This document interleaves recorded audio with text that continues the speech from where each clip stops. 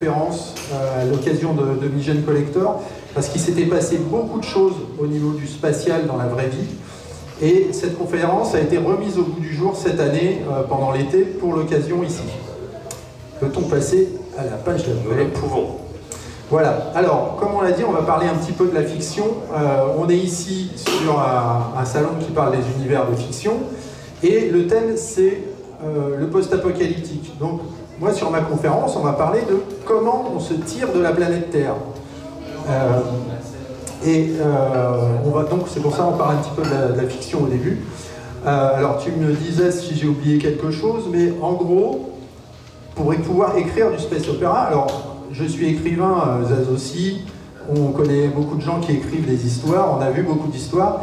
Il y a un certain nombre de prérequis pour pouvoir écrire des histoires de space opéra, et qu'on retrouve à peu près partout.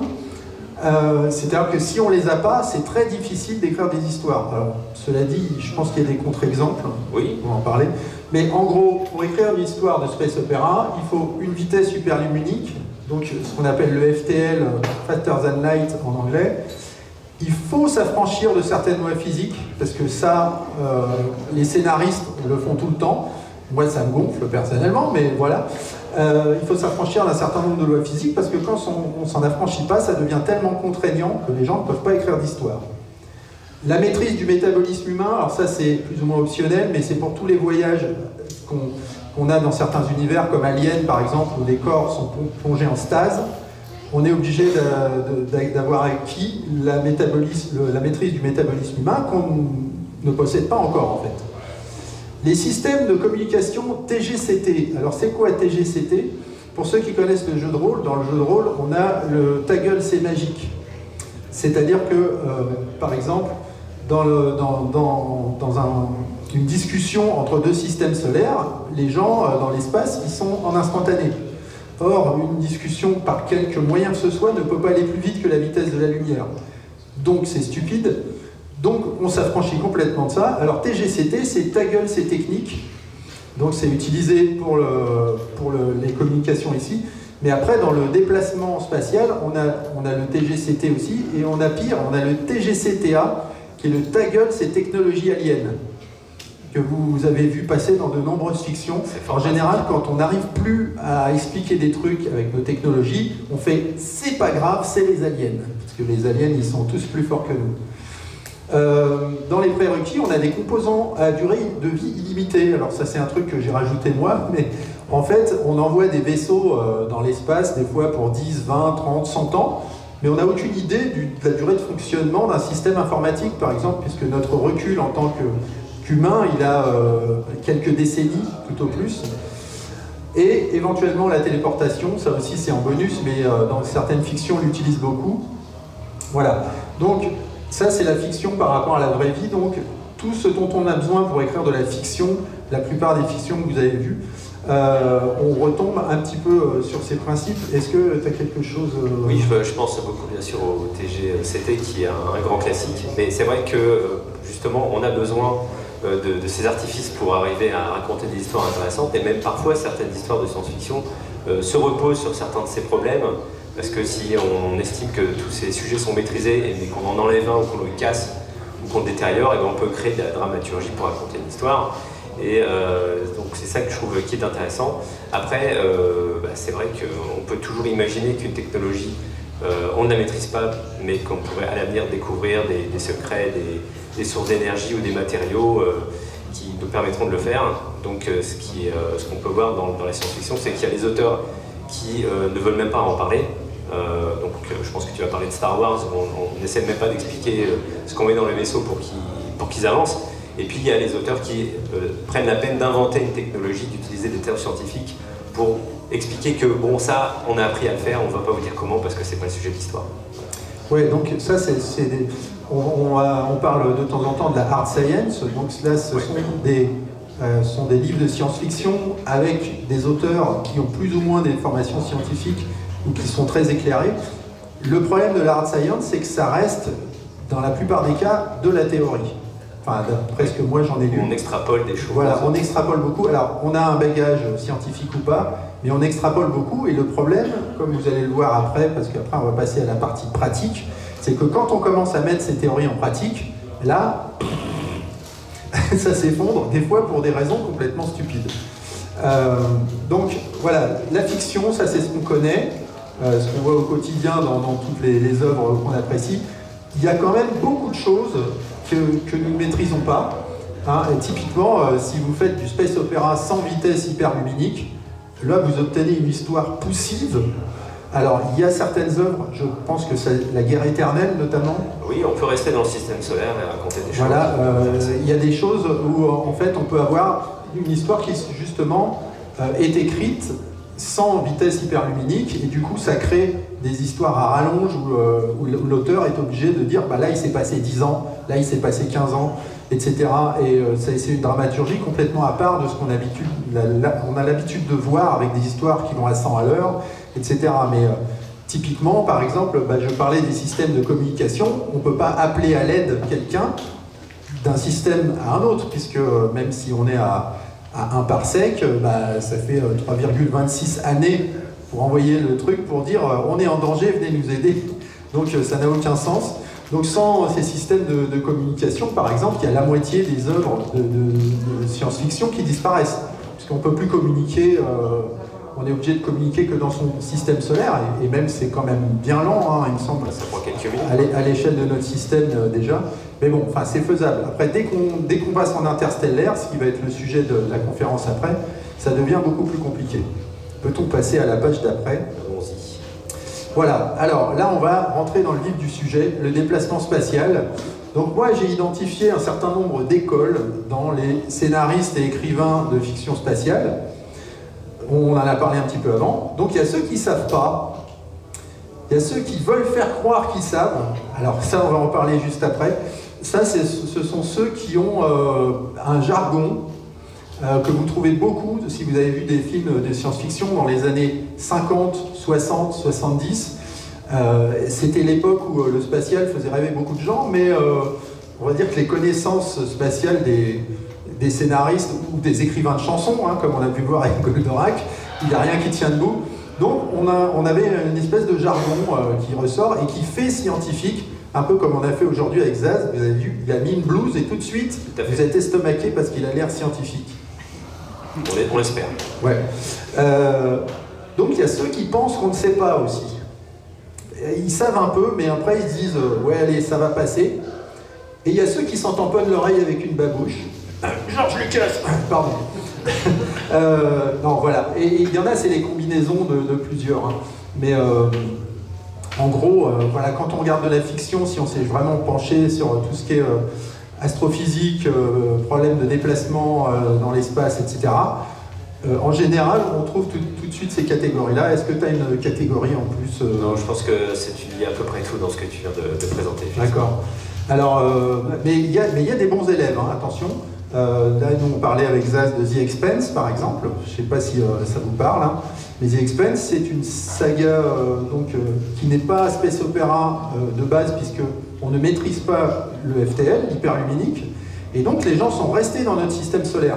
Après, ils arrivent on retrouve le ta gueule, ces technologies aliens, puisqu'il y a une porte qui s'ouvre, etc. Mais ce n'est pas de la maîtrise de déplacement spatial par les humains, et ce n'est pas du déplacement spatial avec de la propulsion, ce qu'on va aborder après. Mais voilà, en gros, ça c'est la fiction, c'est pour ça qu'on ne va pas s'étendre dessus, parce qu'on a des choses bien plus intéressantes à dire sur la vraie propulsion, et dedans on trouvera des exemples qui ont été utilisés dans la fiction. Allez, c'est parti. C'est parti. Alors là, on retombe, je voulais... On s'est fait plaisir. Ouais, je voulais marquer un peu le coup sur le jargon. Hein. Donc tout ça, sont des trucs que j'ai écrits moi. Hein. Ça fait joli, je l'avais mis sur mon affiche.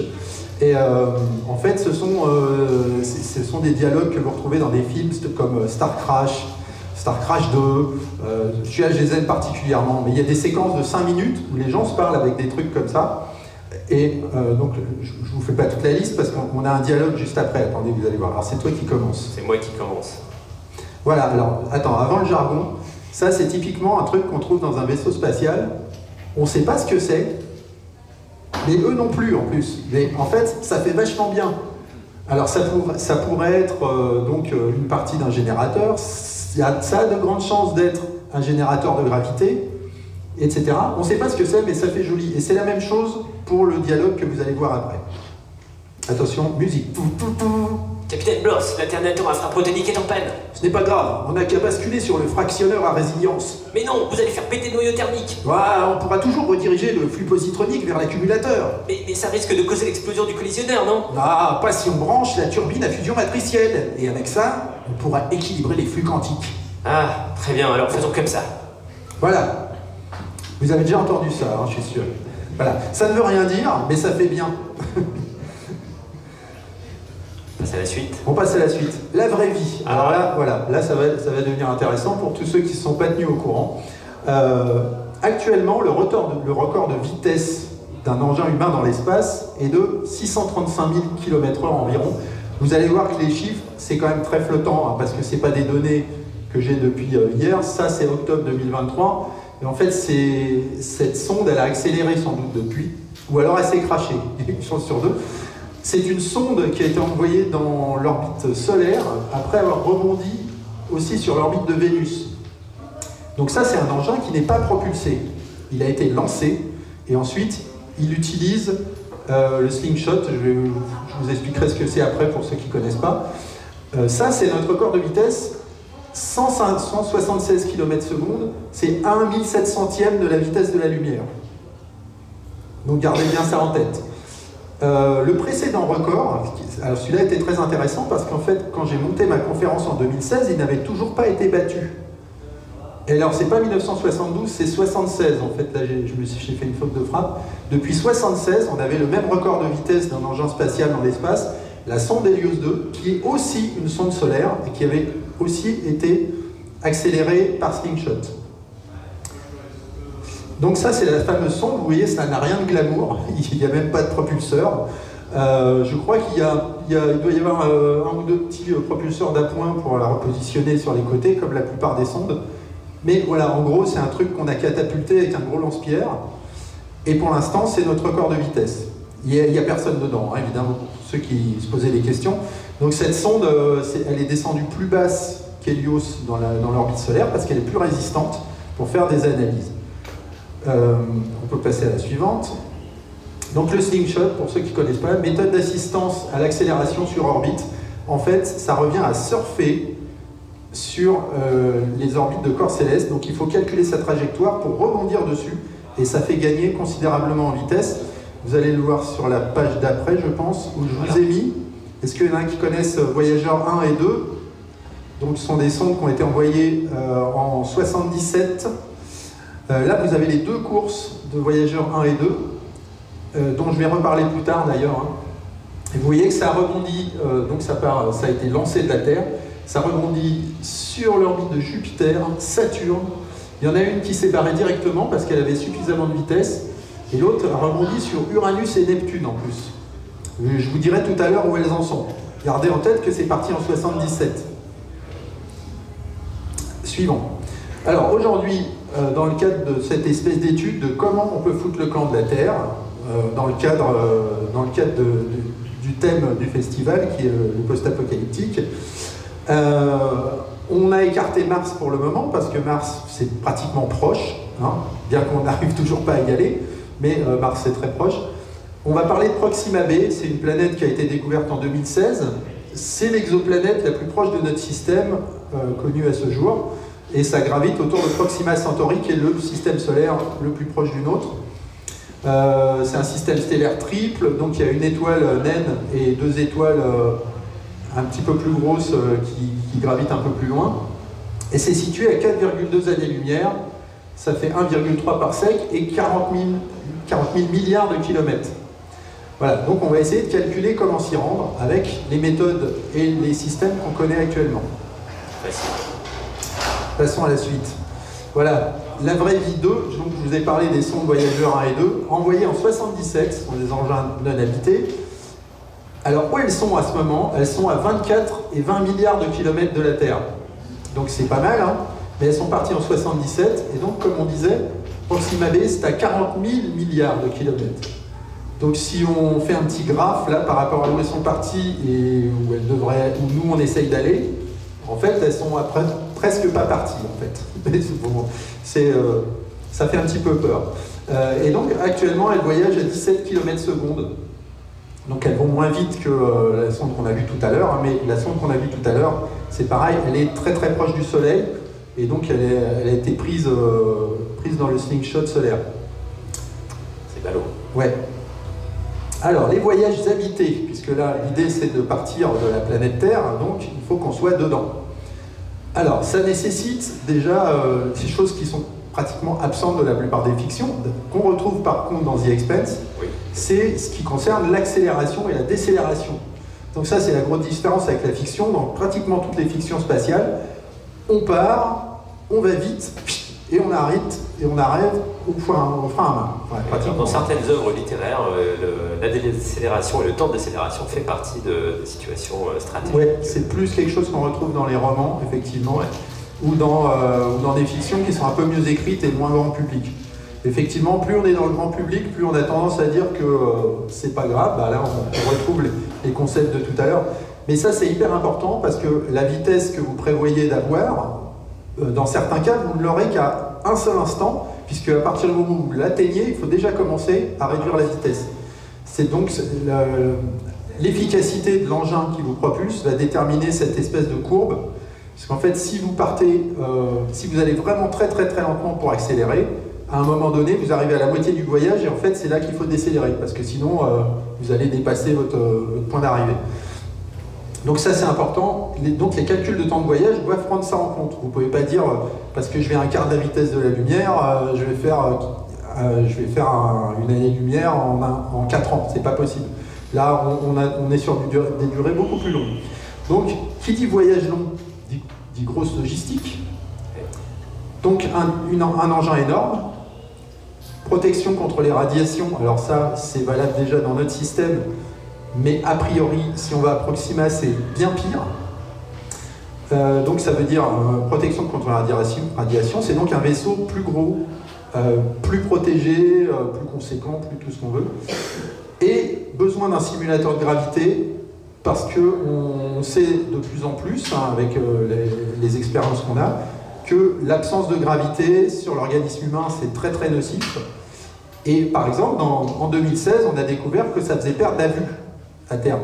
Donc il y a des astronautes qui ont perdu plusieurs points de vision, vous savez, sur les 20 sur 20, 10 sur 10, etc. Et ça, c'est une découverte récente. Pour le moment, on ne sait toujours pas comment contrer ça sur un voyage à longue distance. C'est pour ça notamment que les voyages vers Mars, ça devient de plus en plus compliqué à monter parce qu'il y a cette variable à prendre en compte. Voyage habité. Si on arrive sur Mars et qu'on ne voit plus rien, c'est pas grave, de toute façon il y a ouais, voilà. Donc dans la première partie de ce que je vais vous expliquer, ça ce sont les systèmes de propulsion non théoriques. Donc il n'y en a pas beaucoup. Il y a les propulseurs chimiques que tout le monde connaît, donc c'est les fusées. Et ça, c'est pas valable pour l'interstellaire. C'est même pas la peine d'en parler parce que c'est tellement peu efficace qu'en fait, on ne pourra jamais aller vraiment. Déjà, en général, les fusées actuelles, elles ont vidé leur réservoir pour quitter l'orbite de la Terre. Voilà, c'est ça. Donc là, je vous présenterai une façon de calculer ce qui est l'ISP, c'est l'impulsion spécifique. En fait, l'impulsion spécifique des fusées, c'est 460 à 500 secondes. Cette unité de mesure, c'est le temps que peut brûler un carburant par rapport à un volume de carburant. C'est-à-dire que plus cette variable est longue, plus vous avez d'efficacité. Par exemple, là, si on prend un chiffre à la noix, on prend 1 litre de carburant, il peut brûler pendant 500 secondes. Donc il fait de la poussée pendant 500 secondes. L'ISP, dont on va parler plus tard, on en a qui montent jusqu'à 3000, 6000, 10 000, 15 000, etc. Donc vous êtes à des niveaux d'efficacité largement au-dessus de ça. Mais voilà, ces fusées-là, on va les mentionner juste maintenant, parce qu'en fait, ça n'a pas d'avenir sur l'interstellaire, et nous, ce qui nous intéresse, c'est l'interstellaire. Donc c'est uniquement utile pour échapper à l'attraction terrestre, et c'est à peu près la seule chose qu'on sait faire et utiliser pour le moment. La propulsion ionique classique. Alors ça, c'est vraiment un truc d'avenir. Actuellement, on a 500 engins dans l'espace qui utilisent cette propulsion, dont je vais détailler juste après. Et la propulsion nucléaire thermique, ça c'est quelque chose qui en 2016, quand j'ai fait ma première conférence, était de l'ordre du théorique, et maintenant se retrouve du côté pratique, parce que les premiers tests ont été réussis. On peut enchaîner. Donc ça, ce sont juste les propulsions qui fonctionnent. Alors la propulsion ionique, je vais en parler, parce que les fusées, on a dit, c'est no go. C'est une technologie utilisée depuis un moment. Son efficacité en carburant est de l'ordre de 90%, par rapport à 35% pour les fusées classiques. Donc vous voyez déjà, il y a une échelle de valeur. Hein. La vitesse d'éjection du plasma, donc le plasma, je vais vous expliquer ce que c'est juste après, c'est de 60 à 90 km/s, alors que pour les fusées classiques, c'est 5 km/s. Donc la vitesse d'éjection est largement supérieure et l'efficacité du carburant aussi. Le truc, c'est que, par contre, dans les modèles qu'on fait actuellement, c'est très peu puissant parce qu'en fait, ce sont des petits volumes. Donc ça a une grande capacité d'accélération, par contre, puisque on peut accélérer avec la propulsion ionique pendant des années et des années. Et c'est impossible de faire ça avec une fusée classique, puisque en fait, elle va cramer. Enfin, les composants sont soumis à tellement de force, de puissance, de chaleur. On sait que déjà, quand une fusée fonctionne pendant 3 minutes, on est content. Là, on parle de voyage au long cours, et donc l'avantage de la propulsion ionique, c'est qu'on accélère pendant longtemps, mais pas trop. Ce qui veut dire qu'on ne tue pas les gens qui sont à l'intérieur du vaisseau aussi. Ça, c'est important. Donc, c'est utilisé, par contre, seulement dans l'espace. On ne peut pas décoller de la planète Terre avec. On ne décollerait même pas de toute façon. Et en carburant, on utilise pour le moment principalement du xénon. Il y a 2-3 prototypes qui utilisent autre chose. Et donc on a besoin de carburant et seulement d'une source électrique. Donc la raison pour laquelle c'est pas très puissant, c'est que pour le moment on utilise du solaire. Donc ça fait une réaction, on va dire, de faible puissance. Et on en parlera plus tard. Il y a d'autres choses qui sont à l'étude en utilisant cette technologie. D'ailleurs, je vais pouvoir vous la montrer sur la page d'après. Alors, est-ce qu'il y en a qui connaissent la propulsion ionique, juste pour savoir? Bon, bah, c'est très bien, vous avez bien fait de venir. Alors, la propulsion ionique, en fait, vous avez un gaz. Comme vous voyez, c'est ultra simple, hein, le concept. Vous avez un gaz qui est envoyé dans une chambre. La réaction électrique qu'on lui donne va donner naissance à des ions qui sont tout excités. Et en fait, ils n'ont qu'une envie, c'est de sortir. Et donc, avec des anneaux magnétiques, on va les rediriger vers l'arrière, et là, ça crée une poussée. Voilà. Alors, quand vous voyez, donc là, je vais parler de la fiction, tu auras sans doute des exemples qui vont te tenir en tête, mais quand vous voyez des réacteurs avec un cercle comme ça, et un point au milieu, sur une œuvre spatiale quelconque, ça, c'est de la propulsion ionique. Si vous voyez un gros cône de flamme, machin, c'en est pas. Voilà. Et souvent, ça a une couleur bleu ciel, qu'on retrouve d'ailleurs dans certains jeux vidéo, certaines œuvres, etc. Donc ça, c'est un vrai truc d'avenir. Par contre, il faut partir de l'espace, déjà. On ne part pas de la Terre. Donc ça veut dire qu'en prérequis, il nous faut une station spatiale et un chantier spatial. Parce qu'on fait un gros vaisseau, on ne va pas le faire sur la Terre pour l'emmener en haut, donc il faut le faire en haut. Ce qui veut dire, vous imaginez déjà la logistique du truc, donc il faut des fusées qui emmènent déjà les composants en l'air, etc. On va avancer un peu. Là, vous avez des cas donc, de la vraie vie de propulsion ionique. La mission SMART 1, alors vous allez voir les chiffres, ça tue. Hein.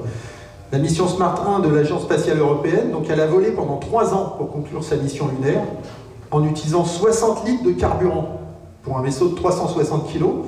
Elle aura fait 100 millions de kilomètres avec sa propulsion, ce qui fait du 0,00006 litres au 100. C'est mieux que votre Twingo. C'est pas mal. Donc après, alors ce qui est rigolo, parce qu'il y a des complotistes qui disent oui, le gouvernement a des moteurs qui ne consomment quasiment rien et ne veulent pas nous les donner. Oui, c'est vrai, parce que ça ne marche pas sur Terre.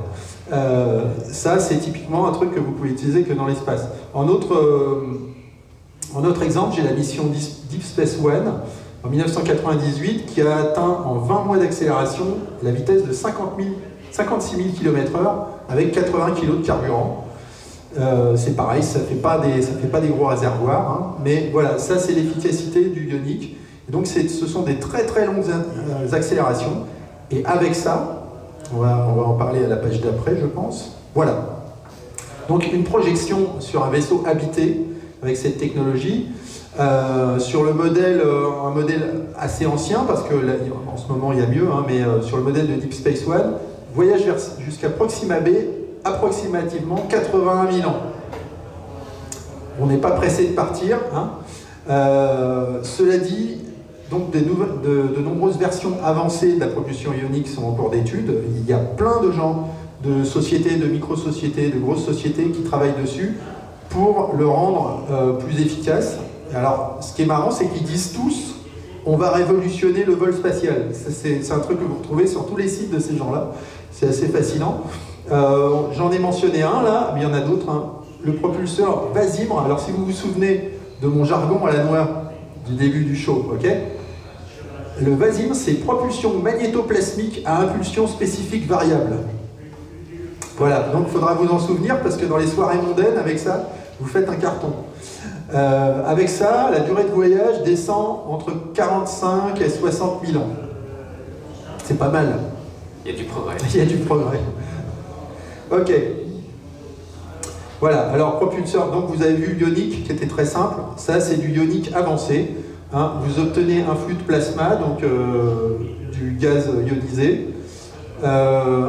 Système d'injection, c'est hydrogène ou hélium. Apparemment, dans Star Trek, par exemple, on a du deutérium, ce sont des isotopes de l'hydrogène.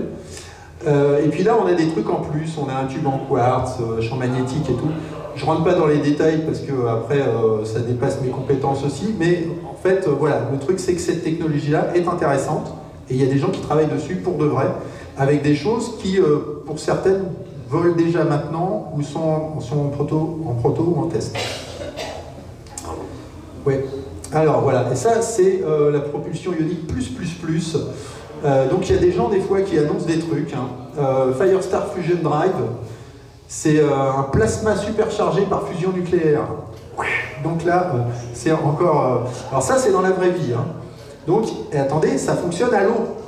Donc c'est épatant. A priori, 50% de poussée en plus sur le propulseur à plasma. Et le problème, c'est qu'ils ont fait un communiqué de presse en disant qu'ils allaient voler début 2025, mais il manque plein d'infos qui sont très nébuleuses sur le communiqué de presse. Donc les scientifiques n'ont pas trop voulu relayer cette info parce qu'ils soupçonnent qu'il y ait soit une arnaque, soit un défaut d'information. Par exemple, ils n'ont pas donné la quantité d'énergie qui était nécessaire pour obtenir cette réaction. Parce que si ça se trouve, ça coûte tellement cher en énergie que ça sert à rien. Donc, affaire à suivre. Sur la page d'après, on voit ce qu'ils ont montré comme drive. Alors ça, évidemment, c'est pas un vrai, ça doit être un dessin d'artiste, hein, mais ça, c'est leur pub. Ça ressemble vraiment à un composant de vaisseau spatial de jeu vidéo. Hein. Ouais. Voilà. Mais donc vous pouvez vous trouver des trucs comme ça dans la vraie vie quand vous cherchez un peu. Là, voilà, le dernier truc qui... alors ça, c'est un vrai progrès. Quand j'ai commencé ma conf en 2016, la propulsion nucléaire thermique, ce n'était pas quelque chose dont on pouvait parler, c'était encore du domaine du théorique. À l'époque, la NASA avait fait un test au maximum pendant 13 secondes, avant que les composants fondent. Parce qu'en fait, c'est tellement puissant qu'il faut réussir vraiment à confiner cette réaction. Et c'est tellement puissant que les matériaux sont juste pas assez costauds. Voilà, propulsion nucléaire thermique. Alors, je sais pas si tu as un exemple de fiction qui te vient en tête. Je me demande si The Expanse, ils n'ont pas ça en fait. Oui, je pense qu'on parle beaucoup souvent de moteur à fusion ou de pile à fusion, donc c'est vrai que... Alors là, on est sur la fission encore, on n'est pas encore vers la fusion. Oui, c'est vrai. On est sur la fission, mais du coup, quand il y a du radioactif, c'est de la fission. S'il n'y en a pas, c'est de la fusion. Je pense que ça, c'est quelque chose dont les auteurs de SF n'ont pas envie de s'affranchir, c'est que la radioactivité, c'est cool, c'est dangereux. C'est ça, parce que dans Star Trek, il y a une chambre radioactive à l'intérieur des vaisseaux, si je ne m'abuse. Il y a toujours des endroits qui sont radioactifs dans ces œuvres-là. Voilà. Donc dans The Expanse, je sais qu'à un moment, ils vont dans un réacteur et qu'il y a du produit radioactif. Donc c'est probablement de la fission.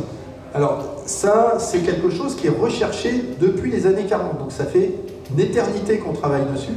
Et c'est hyper complexe parce que, pour plein de raisons, vous avez un... Alors, déjà, aucun engin n'a jamais volé avec ce système parce que c'est extrêmement dangereux. Si vous avez un accident en plein ciel, c'est un accident nucléaire. Okay, donc on n'est plus sur des trucs de rigolo. L'efficacité du carburant sur cette technologie, c'est x3 à x4 par rapport à une fusée classique. Ça utilise de l'hydrogène liquide plus un réacteur, un système de fission. Comme vous allez voir, il y en a plusieurs types. Donc il y a eu beaucoup de projets avortés ou ratés depuis des décennies. Il y a des projets qui ont été commencés, pas finis. Il y a des projets qui ont été interdits. Il y a des projets qui ont été théorisés puis pas mis en place parce qu'il n'y avait pas d'argent. Mais en gros, sur ce sujet-là en particulier, le définancement de la recherche spatiale, pour ceux qui ont suivi l'explosion de la navette Challenger en 86, a fait plonger les financements spatiaux de manière vertigineuse dans certains pays parce que les gens se sont rendus compte que c'était dangereux l'espace. Et voilà. Et donc à ce moment-là, il y aurait pu y avoir des fonds pour certains projets qui n'ont pas été donnés. Donc c'est pour ça que ça avance très lentement. Et donc en 2016, ils n'avaient pas réussi à le faire fonctionner. Là, a priori, en ce moment, il y a un projet sérieux qui démarre en 2024. La NASA a fait des tests depuis des années. C'est de mieux en mieux. Donc il y a beaucoup de projets avortés. Grande dangerosité sur Terre, évidemment. Si vous faites voler un truc comme ça, il faut des autorisations pratiquement sur tous les pays autour, etc. Donc c'est hyper dangereux. Problème de chaleur vis-à-vis des matériaux. Problème de stockage de l'hydrogène liquide aussi. Pour les voyages longue distance, on ne sait pas encore comment on peut faire pour garder l'hydrogène liquide stable pendant aussi longtemps. Et donc jusqu'en 2016, ça n'avait fonctionné que quelques secondes, ça j'ai dit. Ce projet s'orienterait dès que possible vers la fusion. Dès qu'on maîtriserait la fusion nucléaire, en fait, ils veulent tendre vers ça parce que la fission, c'est trop dangereux en fait. Enfin, si vous avez une explosion, comme je disais, c'est une catastrophe. Et selon la taille de l'engin, ça peut être une grosse catastrophe. Grosse catastrophe, absolument. Alors. Oui, donc ça c'est la fin du sujet nucléaire thermique. Donc aucun modèle n'a jamais volé encore. Alors ça, on ne peut pas être catégorique là-dessus parce que... Le secret, voilà. Les complotistes vous diront, mais si, ça fait des années qu'ils volent comme ça dans le désert du Nevada, etc. On n'en sait rien, hein. Mais officiellement, aucun engin comme ça n'a jamais volé. Les seuls trucs qui bougent à l'énergie nucléaire sont les sous-marins et les porte-avions, à ma connaissance. Parce qu'ils sont refroidis par l'eau de mer, etc. Puis c'est quand même beaucoup plus stable. Ça n'explose pas pour aucune raison. Voilà. Là, vous avez trois exemples. De technologies. Si vous vous rappelez, au début, on a parlé de l'ISP, qui est l'unité de mesure en fait, d'efficacité de ces engins spatiaux.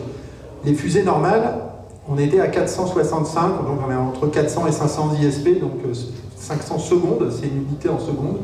C'est la durée de brûlis, en fait, de sortie de votre carburant. Le noyau solide, donc c'est un projet, on va voir le dessin juste à la page d'après, le projet NERVA de la NASA, le noyau solide pour le nucléaire thermique, c'est 900 secondes, donc on est au double. C'est pas mal. Le noyau liquide, c'est encore une autre technologie, là on est de 1300 à 2600 secondes. Vous voyez, la fourchette d'estimation est plus grande parce que ça reste assez théorique.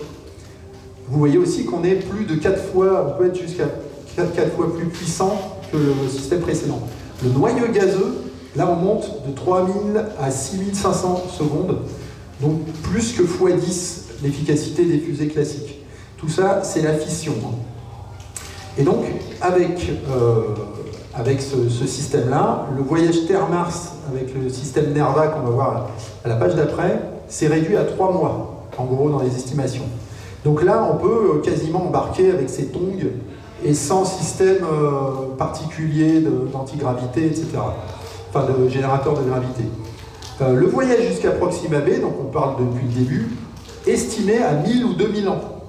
La dernière fois, hein, quand on a parlé avec le Ioniq, on était resté sur un 40 000 ans. Donc voilà, beaucoup plus rapide. Par contre, on embarque quand même beaucoup de carburant. Ce qui veut dire qu'on ne part pas non plus depuis la planète Terre, puisque là, vous êtes obligé de multiplier de manière exponentielle votre carburant, et c'est plus viable. Donc encore une fois, c'est un voyage qui part directement de l'espace. Là, je vous ai mis juste pour le fun le petit design de la NASA sur ce réacteur particulier. Vous avez un réacteur nucléaire ici, alors là à noyau solide, et en fait vous injectez quelque chose dedans, ça fait une réaction, ça sort en feu, et hop, ça pousse. Je suis très technique, hein, magnifique. Là vous avez un autre exemple, c'est le noyau gazeux, comme vous pouvez le voir, c'est beaucoup plus compliqué, c'est complètement un autre design. Mais là, en gros, vous balancez de l'uranium-235 et il y a toute une histoire avec de l'hydrogène qui est chauffé, etc. Bon, bref, c'est compliqué, mais ça, c'est beaucoup plus efficace. Et évidemment, c'est aussi extrêmement dangereux en cas d'explosion dans l'atmosphère. Voilà. Donc ça, c'était ce qui marche. Okay, maintenant, on va aborder le côté qui s'approche plus de la fiction. Là, j'ai une petite liste. Propulsion nucléaire électrique, le M-Drive, la propulsion par détonation nucléaire, je vais tout vous détailler après, vous allez voir. Propulseur à antimatière, alors là, là on est purement au niveau de la fiction, on commence à retrouver pas mal de choses qui ont été faites. Hein. Antimatière, c'est un vrai sujet en plus, hein, c'est pour ça que je l'ai mis. L'engin à fusion à collecteur Bussard, ça c'est pour coller un petit peu à Star Trek, parce que ça c'est un engin qu'on retrouve dans Star Trek. La propulsion photonique, le warp drive, qui est maintenant l'Alcubierre drive, en fait, c'est le warp drive, c'est donc ce qu'on retrouve aussi dans Star Trek pour les sauts longue distance, FTL, et qui a été théorisé dans la vraie vie par Monsieur Alcubierre. Et si on a le temps, on parlera des bizarreries de l'espace. Allez. Voilà. Alors, propulsion nucléaire électrique, je vais faire vite hein, là-dessus. En fait, vous avez vu la propulsion ionique. Et bien ça, je vous avais dit, on peut le faire plus puissant. C'est la même chose, sauf que pour obtenir votre plasma, vous n'utilisez pas des panneaux solaires tout moisis, vous obtenez un générateur nucléaire. Donc, potentiellement, en fusion, c'est mieux, hein, mais on ne sait pas faire. Donc là, la NASA travaille sur un générateur nucléaire miniature qui s'appelle le Kilopower. Pour le moment, il est censé servir à alimenter les bases au sol, mais il peut être décliné pour donner du punch. Et donc là, c'est des projets encore ioniques, donc ils restent dans l'espace. On ne décolle toujours pas de la planète Terre. Mais par contre, voilà, vous avez des grosses puissances qui peuvent être mises en jeu. Il n'y a pas de projet sérieux en ce moment là-dessus, parce que les gens, ils sont sur des trucs qui fonctionnent pour décoller de la planète Terre. Pour le moment, c'est la priorité, ça se sent. Hein. La plupart des trucs de recherche, c'est soit des petites motorisations pour les satellites ou les sondes, ou soit décoller de la planète Terre, puisque c'est un peu la course en ce moment pour ça. Donc départ uniquement depuis l'espace, très efficace en carburant, donc c'est très bien pour notre voyage. Utilise hydrogène ou hélium et beaucoup moins de contraintes sur les matériaux, parce que la réaction ionique ne produit pas des puissances de dingue. Donc là, vous pouvez voler, typiquement, si votre ordinateur de bord, parce qu'on en parlait avec Zaz, ne fout pas le camp au bout de 15 ans, parce qu'on ne sait pas combien de temps ça dure un ordinateur dans la vraie vie, vous pouvez voler longtemps. Votre système ne va pas fondre au bout de 10 km. Et donc ça, c'est un truc qu'on retrouve dans la SF, bien qu'ils n'en parlent pas vraiment, hein, la plupart du temps, mais ça donne ces gros réacteurs bleus que vous voyez, qui sont enfin bleus ou même d'autres couleurs. Ouais. T'as un exemple de... Le premier, le bleu, pour moi, c'est le premier vaisseau qui apparaît dans le premier Star Wars, et puis après, c'est décliné dans d'autres couleurs, ce qui prouve bien que ce n'est pas basé sur...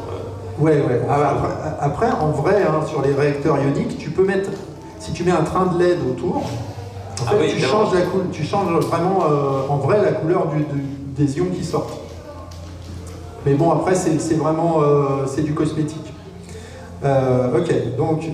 Là, j'ai pas de schéma là-dessus parce que la recherche est vraiment très théorique. Voilà. Le M-Drive, alors ça, c'est très drôle. Est-ce qu'il y en a qui en ont entendu parler? Non. Ah, mais j'ai bien fait de venir. Alors, c'est un truc, il y a une vingtaine d'années, voire plus, qu'un gars a eu l'idée de ça, et tout le monde s'est foutu de sa gueule. Alors, vous allez voir, c'est une vraie saga. En fait, ça revient, je vais schématiser, hein, ça revient à être assis dans votre voiture et à la faire avancer en soufflant sur le pare-brise. Ok, vous voyez le concept? Donc c'est une boîte dans laquelle on va bombarder le fond de la boîte avec des micro-ondes. Et donc le gars disait, bah si, ça doit générer une poussée et on peut avancer avec. Alors la plupart des gens ne l'ont pas cru parce que c'était le système impossible puisque ça contredit certaines lois physiques, la loi de la conservation du mouvement notamment, etc. Mais des gens l'ont testé quand même. Et en 2016, à la fin 2016, ils avaient eu des résultats. Enfin, ils avaient dit, on a des résultats. Donc là, c'est devenu le truc dans la communauté scientifique où tout le monde dit, quoi? Mais c'est pas possible. Si vous avez des résultats, ça veut dire que tout ce qu'on connaît de la physique est à foutre à la poubelle. Donc, il y a plein d'autres gens qui ont fait des tests. Et ça a pris du temps. Il y a eu des Japonais, il y a eu des Chinois, etc.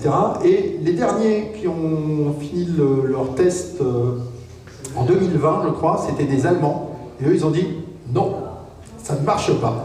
Depuis, on s'est rendu compte que non, ça ne marchait pas parce qu'en fait, tout ce qu'ils avaient eu comme données sur leur test, en fait, c'était des problèmes électromagnétiques qui venaient soit de la Terre, soit du matériel, parce que ce sont des poussées tellement minimes que, en fait, il n'y en a pas en vrai, mais eux, ils pensaient avoir obtenu des poussées minimes, mais en fait, ça n'en était pas, c'était des problèmes d'instruments. Donc la plupart ont abandonné l'idée, mais il y en a qui n'abandonnent pas, donc c'est toujours en train d'être recherché. Avec ça, le voyage vers Proxima, c'est à peu près 13 000 ans. L'avantage, c'est qu'on n'a pas de carburant du tout. Vous avez uniquement une réaction électrique. Vous créez des micro-ondes, comme avec votre micro-ondes, et en fait, ça les bombarde. Un générateur électrique, quand même. Oui, il faut un générateur électrique. Mais là, du coup, on met un kilopower, et puis c'est bon. Il y a un micro-ondes qui ne tombe pas en panne. Il y a un micro-ondes qui ne tombe pas en panne. Donc, vous allez voir à quoi ça ressemble sur la slide d'après. À rien. Ça ne ressemble vraiment à rien. Ça, c'est un des prototypes qui a été fait par les labos qui ont étudié le truc. Donc voilà, vous avez vraiment juste une entrée électrique, ça bombarde des micro-ondes, et puis voilà. Mais bon, enfin, en vrai, ça ne marche pas. Bah, les chances sont grandes que ça ne marche pas. Celle-là, je l'adore. Je l'adore, vous allez l'adorer aussi. La propulsion par détonation nucléaire. À la fin des années 40, déjà, il y a des gens aux États-Unis qui se sont dit « Chef, on a beaucoup trop de bombes nucléaires. Ça serait pas une bonne idée de les utiliser pour voler avec? T'es sûr, Roger ?» Voilà, et donc, c'était pas si risible que ça, puisque ce sont des projets, il y en a eu plusieurs. Ça consiste en fait à fabriquer un énorme vaisseau qui contient plein de bombes nucléaires qu'on a en surplus sur la planète Terre, et à les balancer par une trappe à l'arrière du vaisseau.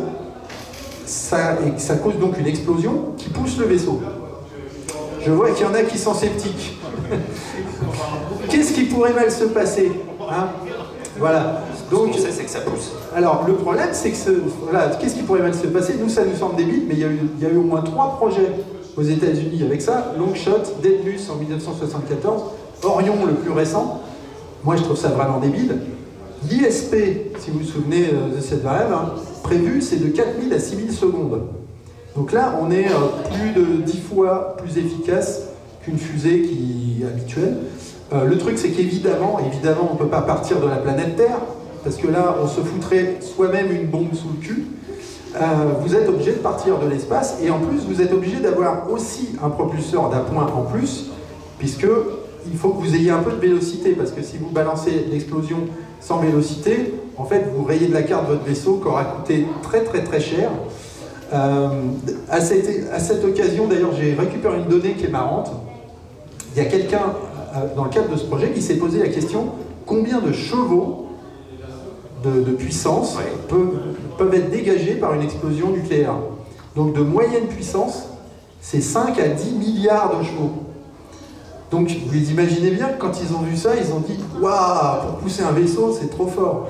Alors évidemment, il y a tellement de problèmes dans ce concept, hein. Notamment, j'en ai parlé tout à l'heure, la décélération.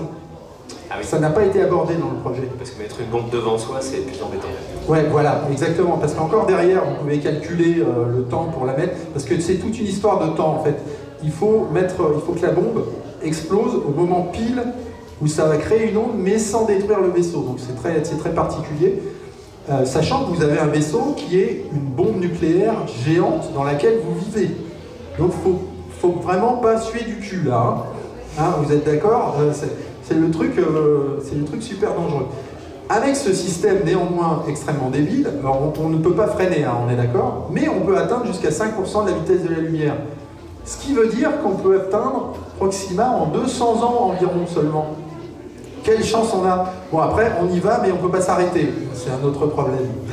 Donc moi, j'adore. Vous allez voir même d'ailleurs un vrai dessin issu de la défense américaine. Enfin, pas de la défense, en fait, c'est l'aérospatiale américaine. Voilà votre vaisseau. Ça, c'est juste c'est la partie dans laquelle on ne vit pas. Elle est au-dessus, la partie. Ça, ce sont les réserves de bombes. Là, il y a un truc qui fait passer les bombes. Votre bombe sort de là, et là, en fait, à l'arrière du vaisseau, vous n'avez pas un propulseur, vous avez un bouclier qui est censé vous empêcher de mourir avec des comment ça s'appelle, des suspensions. Ah oui. Alors à ton avis, Zaz, qu'est-ce qui peut mal se passer? Moi, ce que je vois déjà, c'est un petit problème dans le stockage des bombes, par exemple. Il y en a une qui pète, ou il y a une fuite, et puis bye bye. Hein.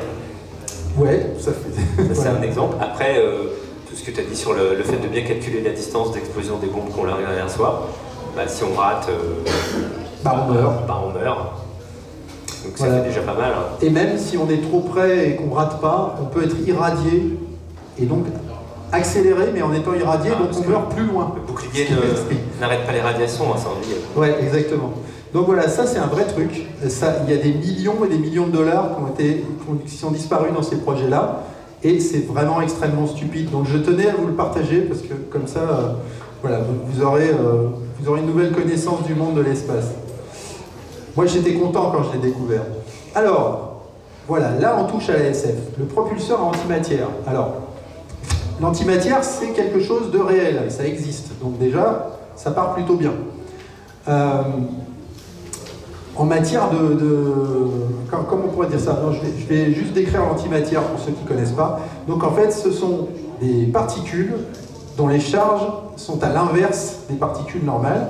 Et quand elles rencontrent de la matière, en fait, elles s'anéantissent mutuellement. Et là, ça crée une réaction. Mais c'est une réaction de malade. C'est-à-dire qu'avec 250 grammes de particules d'antimatière, vous obtenez une réaction de l'ordre de 10 mégatonnes de bombes à hydrogène. Donc, absolument dingue. C'est un carburant, en fait, c'est utilisé dans la théorisation de ce système comme un carburant. Le problème, c'est que vous ne pouvez pas mettre ce carburant dans un réservoir, parce que le réservoir est constitué de matière. Voilà. Donc, ce qu'on fait, en fait, c'est que, parce qu'on sait le faire, vous allez voir, on va en parler plus tard, l'antimatière, donc on sait générer de l'antimatière, ça coûte affreusement cher. Le CERN, donc le super accélérateur en Suisse, je crois que c'est ça son nom, hein. Super Grand Collider, un truc comme ça. Oui. Le CERN a produit 10 nanogrammes d'antimatière depuis son existence, depuis le début de son existence. Et ça a coûté à peu près 1 milliard par nanogramme. Ok, vous voyez, nanogramme, hein. Donc nanogramme c'est très très très très petit. Et ils ont réussi à confiner, donc comme je vous disais, on ne peut pas le garder dans un réservoir. Par contre, ce qu'on fait, c'est qu'on l'isole, on le capture. Le vrai terme, c'est trap, donc c'est un piège. On le capture comme dans SOS Fantôme, hein, le piège à protons. Ça. En fait, on le capture dans un champ magnétique qui, en fait qu'il reste, voilà, les molécules restent là. Alors, tant qu'on ne met pas de matière en contact de l'antimatière, il ne se passe rien. Et donc, on peut avoir une certaine quantité d'antimatière dans un piège comme ça, mais pas trop. Ce qui veut dire que attends, je vais bouger ça. Pour que ça fonctionne sur un vaisseau, il faut plein de petits pièges déjà. On ne peut pas faire un gros réservoir. Parce que notamment, dans le genre idée de con, faire un grand réservoir, ça veut dire que s'il y a le moindre problème, ça pète. Ça vaporise tout le monde. Alors là, si on a... Parce que vous avez vu 250 grammes de particules, ce que ça fait. Alors là, on n'est pas sur du radioactif, vous êtes sur de l'explosion pure TNT. Mais si vous avez un réservoir pour un vaisseau, là on parle de 1 ou 2 tonnes, vous avez la moitié de la planète qui disparaît. Voilà. Donc le coût astronomique du carburant, les complications diverses, dangerosité extrême du dispositif, ça c'est ce dont je viens de vous parler, c'est-à-dire que le fait d'avoir de l'antimatière quelque part, c'est déjà d'une dangerosité extrême. Parce que le moins, si votre piège il tombe en panne d'électricité, hein, il y a un con qui marche sur la prise, tout le monde meurt dans un rayon de... Voilà, c'est un truc de fou. Et là, vous vous souvenez de l'ISP, donc cette variable qui définit l'efficacité des carburants. On a vu 500, 2000, 3000. L'ISP, pour l'antimatière, c'est 3 × 10 puissance 7. Donc c'est absolument dingue. C'est-à-dire qu'on est sur l'efficacité ultime. Et au final, ce n'est pas très dur à faire. Le système de propulsion en lui-même, le réacteur, on va dire, la tuyère, ça consiste juste à envoyer des antiprotons et des protons. Et à ce moment-là, ça génère une explosion. Nous, on confine l'explosion et on expulse le résultat. Donc à faire, c'est pas difficile. Le carburant, par contre, est extrêmement compliqué à obtenir. Le carburant est 10 milliards de fois plus efficace qu'un carburant de fusée classique. Ça, c'est un chiffre qui est important. Et 1000 fois plus puissant que la fission et 300 fois plus que la fusion. Donc là, vous avez vraiment, c'est le truc ultime. Alors c'est pour ça que la SF s'en est emparée. Moi, j'ai pas en tête d'exemple. On parle de moteur antimatière. Ouais, enfin, c'est plus du moteur, là, mais c'est de la tuyère antimatière. Hamilton. Hamilton. Ah, oui. Dans l'alchimiste nu, devenu vers suite. Et ben voilà, merci. Ouais, donc moi je pense que j'en ai entendu parler dans un autre truc, mais je me souviens plus. Mais bref, ça c'est vraiment le carburant ultime antimatière. Et alors ce qui est drôle, parce que en fait la planète Terre est bombardée quotidiennement par de l'antimatière qui vient de l'espace. Mais on ne peut rien en faire parce que dans notre atmosphère à nous, il y a de la matière, parce que même le gaz, c'est de la matière. Donc quand ça arrive sur la planète, ça explose misérablement, parce qu'une particule, en fait, ça fait rien comme explosion. Et la preuve de ça, c'est que des chercheurs ont découvert que la banane générait une particule d'antimatière toutes les 75 minutes. Toutes les bananes du monde. Ça a trait à leur taux en potassium. Alors, vous pouvez imaginer que si on arrivait à capturer ça, on aurait des vaisseaux spatiaux constitués de dômes, plein de bananiers. Ça, c'est belle image. Ce serait mortel, hein. Ah ouais. Voilà. Bon, sauf qu'on ne peut pas récupérer l'antimatière parce que comme elle naît dans la banane, elle naît au contact de la matière, et donc à ce moment-là, pouf, c'est tout. Et bon, vous ne voyez pas vos bananes imploser, c'est parce que... Ouais, voilà, c'est peut-être ça, le noircissement de la banane. Mais bon, voilà. Donc, l'antimatière, quel carburant ultime, extrêmement cher à produire. Et là, c'est pareil, vous ne démarrez pas depuis la planète Terre, parce que si vous avez une explosion avec un vaisseau interstellaire qui est chargé avec 2 ou 3 tonnes d'antimatière, il n'y a plus de planète. Là, vous avez un truc comme ça avec un trou. C'est un truc de fou. Donc l'antimatière, vrai carburant du futur, mais quand même un peu dangereux. Ça, je vais en parler un petit peu, toujours dans le côté théorique. Fusion à collecteur Bussard. Alors, est-ce qu'il y a des trekkies dans la place? Voilà, ça, c'est un concept né dans les années 60, popularisé par Carl Sagan, grand spécialiste de l'espace, qui a contribué à envoyer les sondes voyageurs, dont on a parlé tout à l'heure. Et Star Trek, les nacelles qu'il y a sur les côtés. Star Trek, ce sont des propulseurs fusion à collecteur Bussard. En fait, l'idée, c'est qu'on récupère devant soi le carburant dont on a besoin, qu'on éjecte derrière. Alors ça pose, théoriquement ça marche, ça pose un problème pratique, c'est qu'on estime que le ralentissement créé par la récupération du carburant est supérieur à l'accélération qu'on peut en tirer. Tu es sur le point de dire que ça fait reculer le vaisseau là. Ouais, en fait, voilà, il y a quelque chose à tester probablement, hein, mais on se dit que à ce niveau-là, la récupération de carburant peut être tellement dommageable sur la vélocité du vaisseau qu'en fait on est obligé de ralentir. Et donc on ne peut pas atteindre la vitesse qu'on voudrait atteindre pour aller sur Proxima, puisqu'on va atteindre un pic à un moment. Alors dans Star Trek, ils utilisent le deutérium, donc ça veut dire qu'ils vont compresser et modifier de l'hydrogène qu'on trouve en grande quantité dans l'espace. L'hydrogène, a priori, c'est la molécule qu'on retrouve le plus dans l'univers. Donc si on équipe un vaisseau avec des petits récupérateurs d'hydrogène, c'est super. Sauf qu'au bout d'un moment, ça arrête d'accélérer. Voilà. Donc voilà, le deutérium, par contre, si on veut faire la même chose sans récupérer le deutérium, bah, ça c'est beaucoup plus rare. Et donc c'est utilisé aussi dans d'autres fictions. On va pouvoir montrer sur la... Ça c'est pas donc de la fiction, c'est un projet, c'est un véritable projet de labo. À quoi ça pourrait ressembler. Ici, vous avez votre entrée. Alors c'est un champ électromagnétique ici, ça c'est important. Le champ électromagnétique récupère l'hydrogène qui rentre dans un collecteur. Ensuite, ça rentre dans le réservoir et là il y a un traitement. Alors voilà, est-ce qu'on fabrique du deutérium avec ou est-ce qu'on fait juste de la fusion d'hydrogène? Ça dépend. Mais en bref, vous obtenez une poussée. Donc le truc c'est savoir est-ce que c'est viable ou pas. Pour le moment, on ne sait pas. Ah, la propulsion photonique. Alors là, je suis sûr qu'il y en a qui en ont entendu parler, les vaisseaux à voile.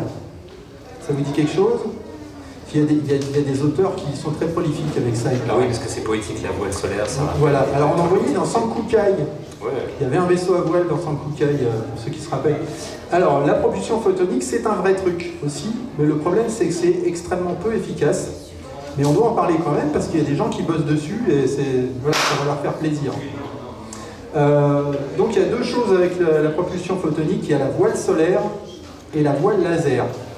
La voile solaire, donc en fait vous en avez peut-être vu si vous vous intéressez à l'espace, mais en fait on fait un énorme panneau réfléchissant et les photons d'un astre, donc en l'occurrence notre soleil, doivent pousser l'engin hors du système solaire. Le problème c'est que ça ne dit pas à quel moment on freine non plus. Mais bon, on est déjà content d'envoyer. Donc c'est pas vraiment un truc justement qu'on peut utiliser pour des vaisseaux habités, puisque si on le fait, il faut rajouter un deuxième système de propulsion qui sert à freiner.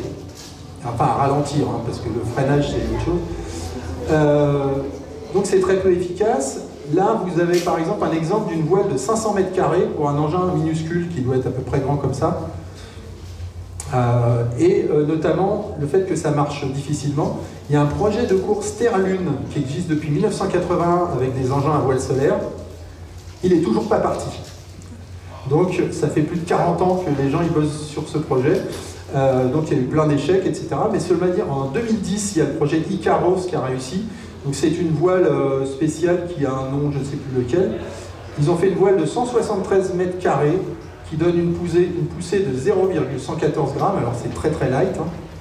Et l'engin a gagné une dizaine de mètres secondes en un mois. Donc vous doutez bien que c'est pas avec ça qu'on va sur Proxima du Centaure.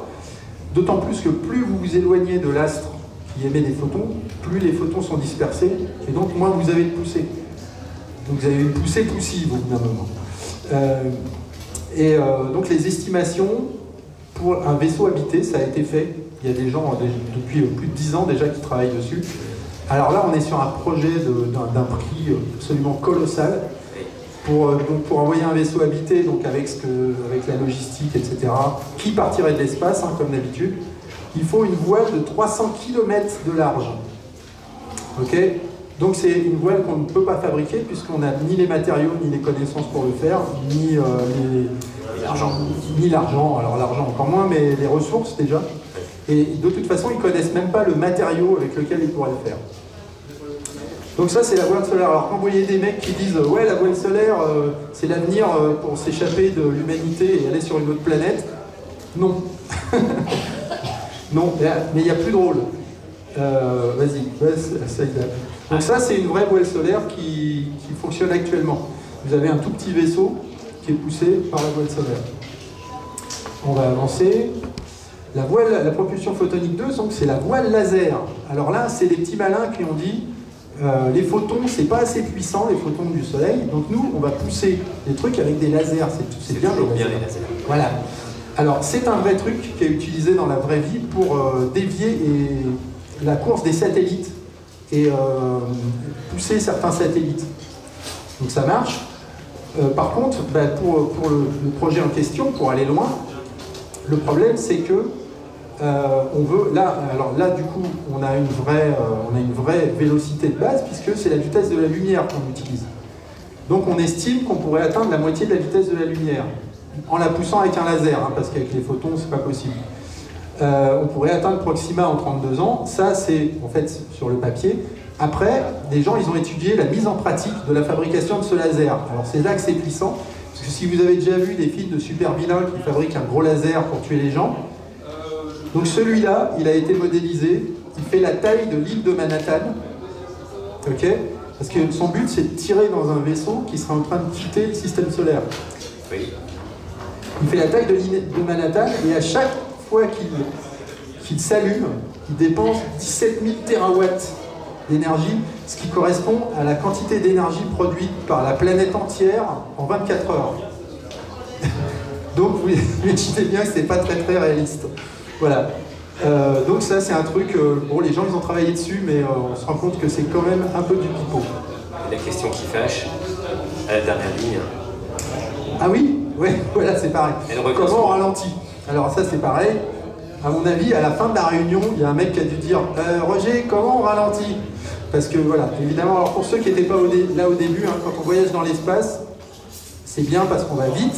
Le problème, c'est qu'il faut ralentir à la fin. Parce que sinon, on ne peut pas s'arrêter dans l'espace. Donc là, la problématique de ce déplacement-là, bah, c'est qu'on ne peut pas s'arrêter. Warp Drive, ouais. Ah oui. Alors, toi, tu peux en parler un peu? Effectivement, c'est un terme qui est souvent utilisé en SF, notamment dans Star Trek, pour le voyage instantané interstellaire, où tu vas en parler, mais c'est des théories très pointues sur l'espace quantique, etc. Mais oui, si ça marchait, ce serait tellement bien. Alors, en fait, c'est le Warp Drive qu'on retrouve dans beaucoup de séries sous des noms variés. Hein. Sur Battlestar Galactica, c'est juste le FTL Drive. Sur, oui, on peut parler de saut, de... Ouais, c'est ça. Sur Star Citizen, c'est Quantum Jump. Enfin bref, il y a plein d'appellations. L'idée, c'est d'aller plus vite que la lumière, évidemment. On en a parlé au début. Si on ne va pas plus vite que la lumière, écrire des histoires, c'est très dur. Et aussi pour motiver les gens pour partir. Alors ça, on en a parlé dans la voiture. Motiver les gens pour aller sur Proxima du Centaure, quand on dit le voyage, il va durer 40 000 ans, bon, c'est pas possible. Là, avec le FTL, on peut commencer à causer d'aller dans un système ou dans un autre. Le problème, c'est que c'est évidemment très théorique. Et en fait, malgré le fait que ça soit théorique, ça a été étudié pour de vrai. Donc, il y a monsieur Alcubierre, qui est un chercheur mexicain, qui en 1994 a sorti le premier modèle scientifique de Warp Drive, qu'on appelle maintenant l'Alcubierre Drive. Et en fait, ça consiste à transformer l'espace-temps en une onde, enfin une espèce de bulle, qui va contracter l'espace devant, dilater l'espace devant et contracter l'espace derrière, ou l'inverse, je ne sais plus. Mais bref, on échappe aux lois physiques pendant ce temps-là, et donc on peut partir, on peut arriver avant d'être parti, stellairement parlant. Voilà. Donc évidemment, c'est super pratique pour écrire des histoires. Alors le truc, c'est que la théorie de M. Alcubierre ne prend pas en compte la mécanique quantique dont les spécificités ont été découvertes après sa théorie. Donc depuis ce temps-là, les gens se disent « c'est peut-être pas une si bonne idée, normalement ça devrait pas marcher ». Voilà. Et donc ça ignore ou bafoue certaines lois fondamentales de la physique, comme c'était le cas pour le M-Drive. Cela dit, en 2015, il y a des gens qui se sont penchés sur l'étude pratique de comment déclencher ce processus, donc qui a été théorisé par Alcubierre. Et à la fin de la réunion, leur conclusion, c'était que pour arriver une fois à déclencher ce phénomène, il faut dépenser la quantité totale d'énergie inclue dans l'univers qu'on connaît. C'est un peu cher. Donc c'est un peu cher, ouais. C'est un peu irréaliste. Mais voilà, c'est bien, on a des cahiers, des pages de choses. On va descendre encore un petit peu. Ah, alors là c'est bien. Là c'est à la fois la vraie vie et pas la vraie vie.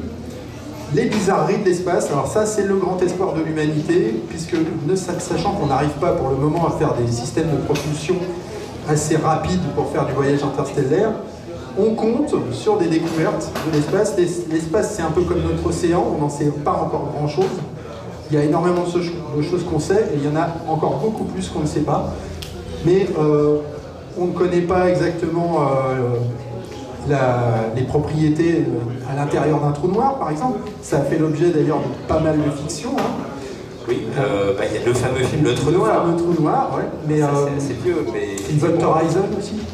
Oui, aussi. Il me semble qu'ils se sont aventurés au bord d'un trou noir, etc. Et en fait, il y a une histoire avec le royaume des morts, machin. Enfin, oui, il y a Interstellar, il y a beaucoup d'œuvres dans lesquelles on joue avec les trous noirs.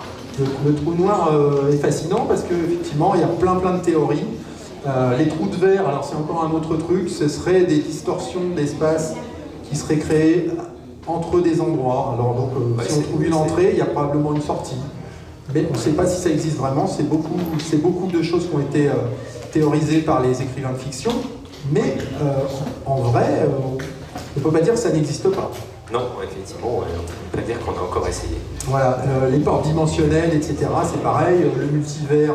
Alors, dans les licences science-fiction qui avaient bien commencé au niveau, on va dire, théorique, Star Trek par exemple, dans les derniers Star Trek, là on se met à voyager avec de l'ADN de tardigrade de l'espace, dans un réseau mycélien, machin.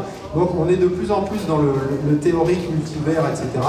Ce qui aide à écrire de la fiction, mais après sur le plan pratique, c'est pas super intéressant. Alors il y a une chose intéressante, si vous n'avez pas suivi l'info, autour de 2016, encore une fois, il y a les gens qui étudiaient les trous noirs et les galaxies depuis des années, qui se sont rendus compte que très probablement, c'est pas une certitude, mais tous les centres de toutes les galaxies, puisqu'il y en a plein, si vous les avez vus de loin, les galaxies, ça ressemble à un truc qui tourne. Et en fait, on se disait, mais qu'est-ce qu'il y a au centre? Parce qu'on ne savait pas, en fait. Et on ne sait pas parce qu'on ne peut pas les voir. Et en fait, au centre de chaque galaxie, vous avez très probablement un trou noir supermassif qui est de l'ordre de plusieurs milliers à plusieurs milliards de fois un trou noir. Et donc ça serait encore des propriétés qu'on ne connaît pas, puisque de toute façon, c'est tellement loin qu'on ne peut pas... Déjà, on ne peut pas le voir, puisqu'il absorbe la lumière, donc on ne peut pas l'étudier. Mais en plus, ils sont loin, parce que le centre de notre galaxie, rien qu'à nous, là, de tête, je ne saurais pas dire à combien elle est d'années-lumière. S'il y en a quelqu'un qui sait, c'est bien. Très loin. Mais c'est loin. Voilà, c'est loin. Donc ça, c'est des choses qu'on n'a pas découvertes, on ne peut pas y aller.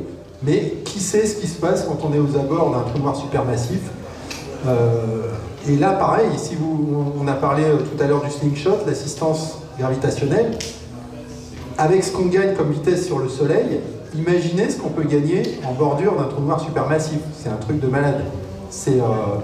Bon, du coup, on mourrait sans doute, parce qu'on l'a parlé, on en a parlé un peu, mais la résistance du corps humain, elle n'est pas faite pour des accélérations fulgurantes comme on voit dans la SF.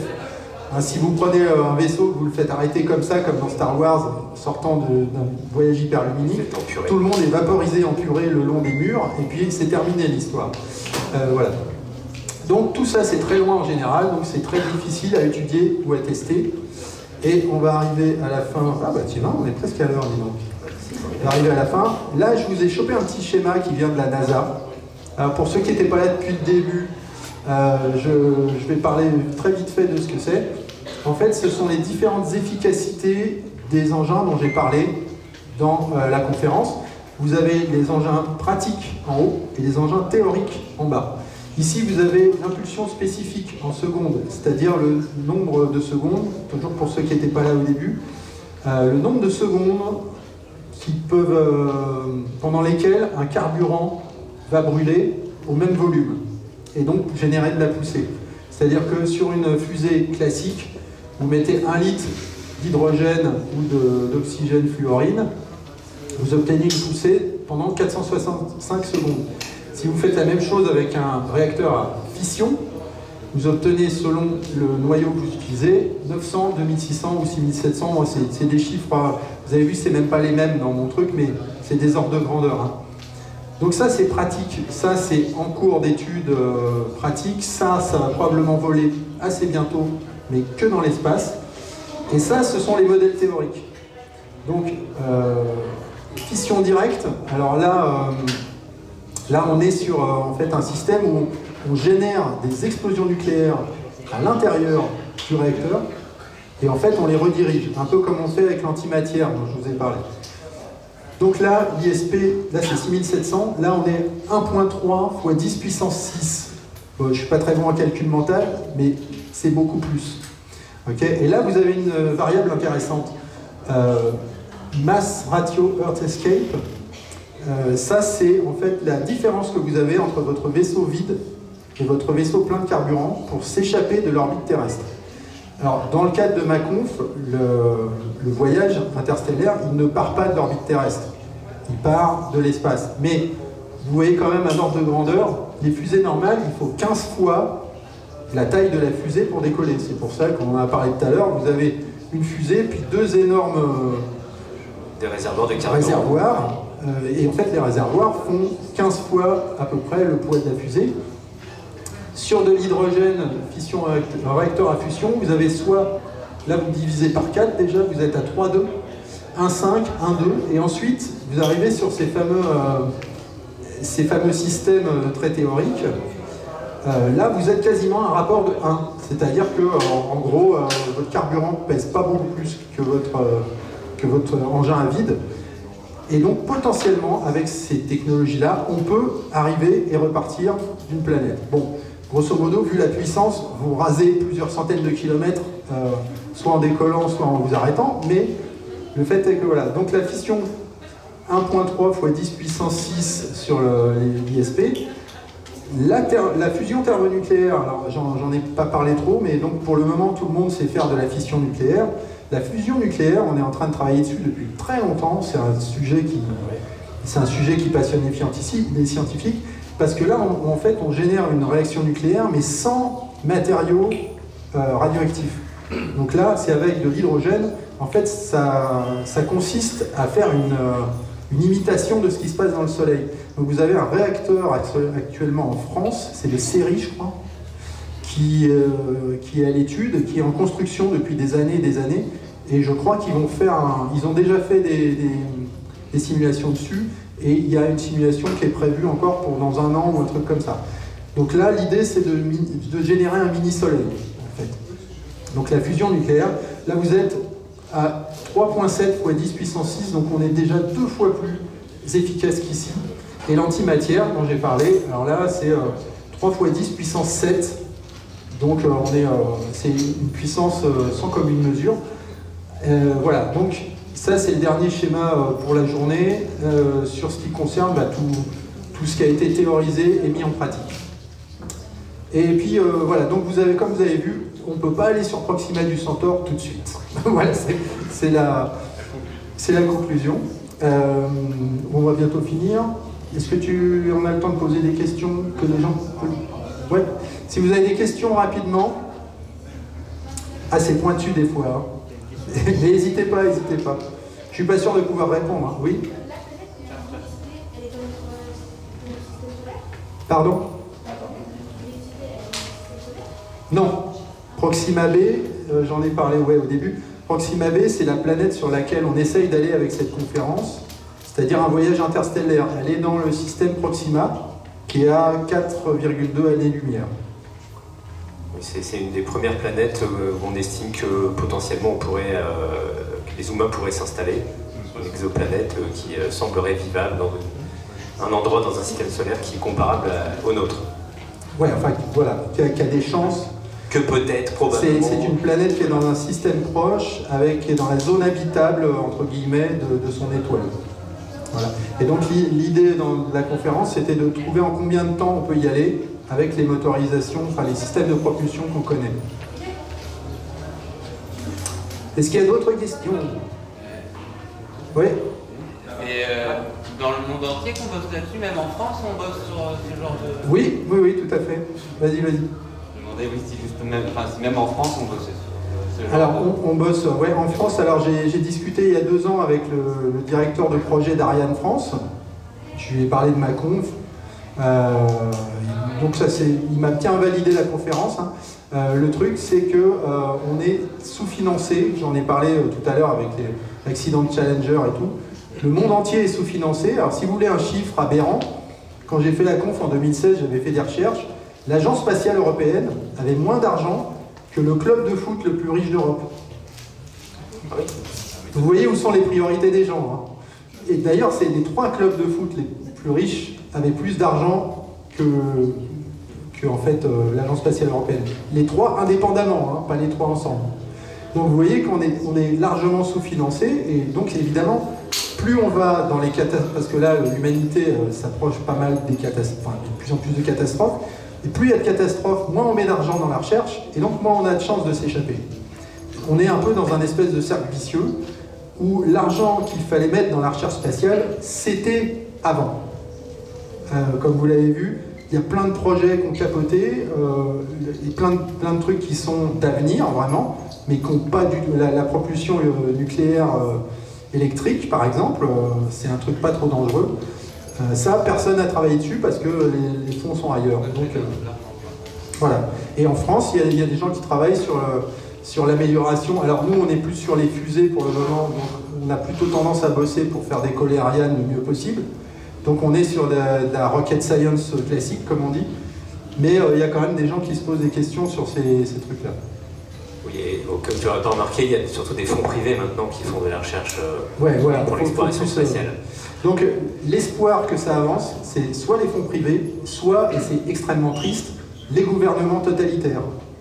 Parce que vous avez par exemple en Chine, quand un dirigeant chinois décide de faire du spatial, il le fait, il n'en a rien à foutre du peuple. Et c'est comme ça qu'ils ont bousé des gens au poteau sur plein de domaines, parce que eux, ils s'en foutent que les gens ne soient pas d'accord. Enfin, il n'y a pas que, hein, gouvernement totalitaire, il y a la Corée du Nord et tout. Enfin, il y en a plein dans plein d'endroits du monde. Mais en gros, les gouvernements totalitaires peuvent dire bon, moi je m'en fous, je mets votre pognon là-dedans et vous la fermez. C'est comme ça que ça marche, ce type de gouvernement. Peut-être qu'eux arriveront à quelque chose. Ce qui est sûr, c'est que la Chine, ils ont plein de projets spatiaux en cours. Et nous, on n'en a pas beaucoup quand même. Voilà. Ça sera tout, on va laisser la place à nos collègues. En espérant que ça vous a plu, que vous avez appris des choses. Et c'était le but, et puis qu'on a rigolé un peu. Merci.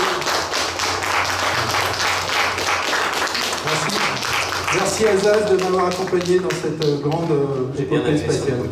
Si vous avez d'autres questions, on sera un peu sur mon stand chez le Grimoire, là-bas, pour ceux qui veulent même parler du donjon de Naheulbeuk ou autre. Ouais. Et merci à vous. Merci.